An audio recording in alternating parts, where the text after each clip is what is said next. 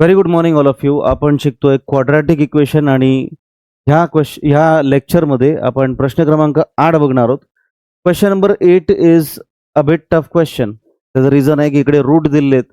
मागच्याही प्रश्नामध्ये रूट होते, पण हे जरा विचित्रच फॅक्टर्स काढणार आहे आपण इकडे. तुम्ही बघून घ्या. नेहमीप्रमाणे आपण स्टार्ट करूया. First number into last number. ठीक आहे. पहिला नंबर इंटू शेवटचा नंबर आपण करणार आहोत. 3 2 जा 6. आता 6चे फॅक्टर काढायचे. काय येतील सांगा? 1 into 6 is equal to 6. 2 into 3 is equal to. या व्यतिरिक्त फॅक्टर येतात का 6चे? नाही येत फॅक्टर्स. आपले फॅक्टर साईडला लिहून घ्या बरं. 1 आणि 6, 2 आणि 3.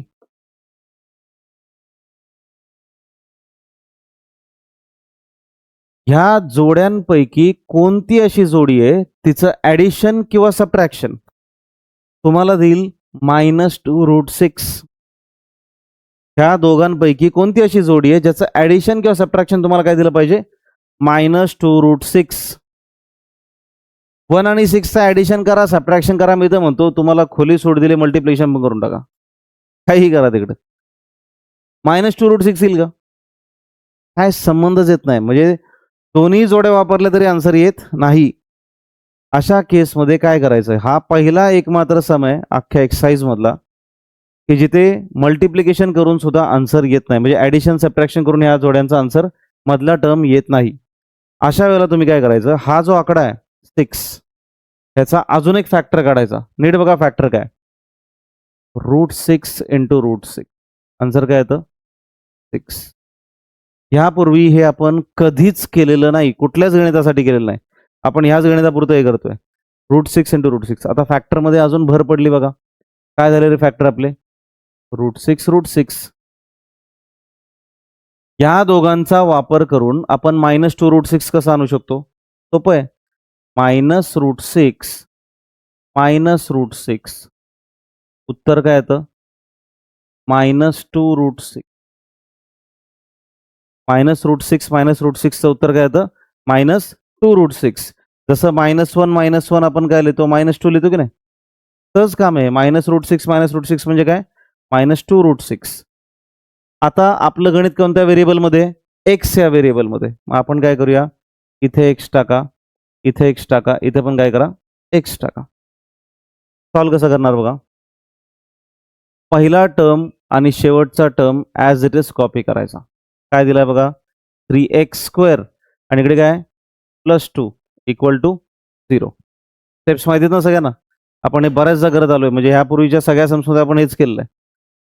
मधल्या -2√6 साठी आपण काहीतरी नियोजन केलंय. सांगा बरं याची किंमत काय टाकली आपण? -√6x -√6x.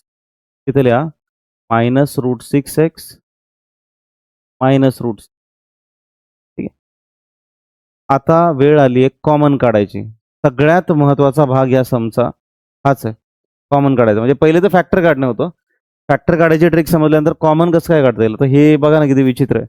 कॉमन काढताना तुम्हाला मी लास्ट लेक्चरला सांगितलं होतं की मॅक्सिमम गोष्टी कॉमन निघाल्या पाहिजे, जास्तीत जास्त कॉमन निघालं पाहिजे.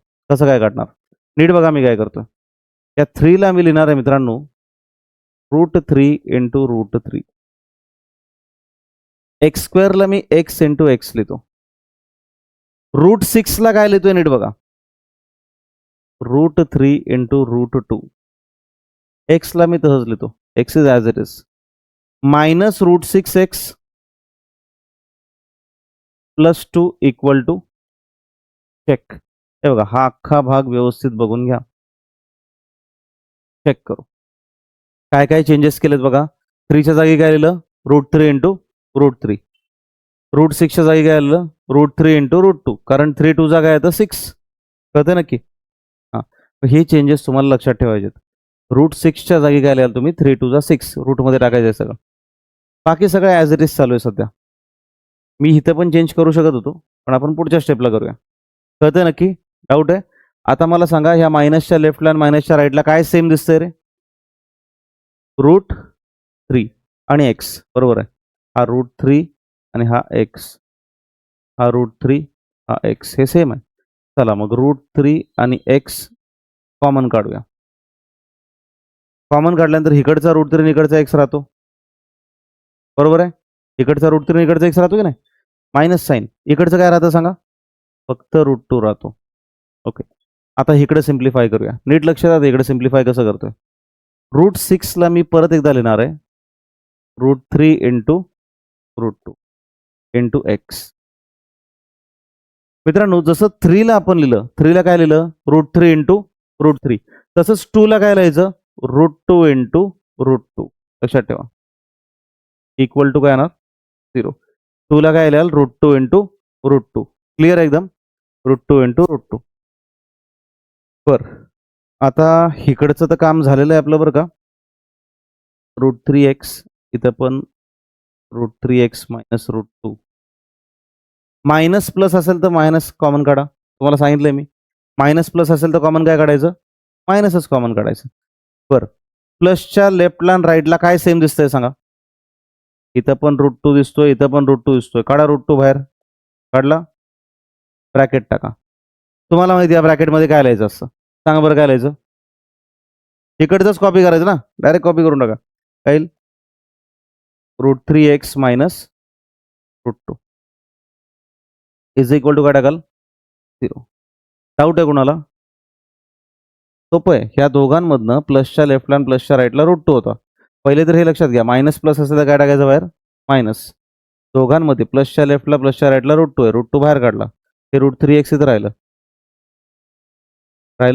आता ॲक्च्युली हे आपण इकडचं बघतच नाही, आपण डायरेक्ट इकडनंच इकडे कॉपी करून टाकू, राईट. मायनस मायनस प्लस आहे, एवढं तर कळतं नक्की तुम्हाला. इकडचा minus plus root 2 as it is. All right, आता हे झाल्यानंतर इकडे 2 वेळा हे ब्रॅकेट रिपीट होतंय, ते एकदाच लिहा. काय येईल, root 3x minus root 2 into इकडचा रूट 3x आणि हे minus root 2 same same repeat होतोय, इक्वल टू एकदा लिहा root 3x minus root 2 equal to 0 और root 3x minus root 2 equal to. मित्रांनो, माझ्याकडनं जर चुकून ह्या पूर्वीच्या कुठल्या व्हिडिओमध्ये किंवा लेक्चरमध्ये तेच तिथे अँड लिहिलं गेलं असेल तर तुम्ही ते अँड कट करून ऑर टाका. त्याचं सिम्पल रिझन आहे, हे बघा, एकतर हा 0 असेल, एकतर हा 0 असेल. त्याचं रिझन सांगतो बघा. जर हा एकटा 0 असेल ना, तर 0 इंटू हे सगळं करा, आन्सर काय येईल, 0. ठीक आहे. जर हा 0 असेल ना, तर 0 इंटू ह्याला मल्टिप्लाय केलं तरी आन्सर काय येईल, ह्याला म्हणायचं ऑर. कळतंय का, नक्की कळतंय. अँड लिहिताना काय होतं की दोन्ही 0 आहेत. आता 0 इंटू 0 पण 0च येतं, पण दोन्ही 0 टाकण्यापेक्षा काय टाकायचं, कारण तसं टाकाल तर मग व्हॅल्यू येणारच नाही ना. दोन्ही जर 0 असतील तर व्हॅल्यू कशी काय येतील, त्याच्यामुळे काय करा, ऑर टाकत चला येते. ठीक आहे. आता व्हॅल्यू फाइंड कशी करायची बघा. मायनस रूट 2 इकडे गेल्यावर काय येईल, plus root 2. Root 3x is equal to plus root 3 multiply करतो, इकडे गेल्यावर काय करणार, divide root 2 upon 3. Minus root 2 इकडे गेल्यावर काय येईल, प्लस रूट 2. हा रूट 3 मल्टिप्लाय करतो, इकडे गेल्यावर डिवाइड करणार, सेम व्हॅल्यू येणार. समजलंय सगळ्यांना, डाऊट आहे, ओके. चला ह्या व्हिडिओमध्ये इथे स्टॉप करूया. मी नेक्स्ट लेक्चरला तुम्हाला दाखवतो नेक्स्ट सम्स. ठीक आहे.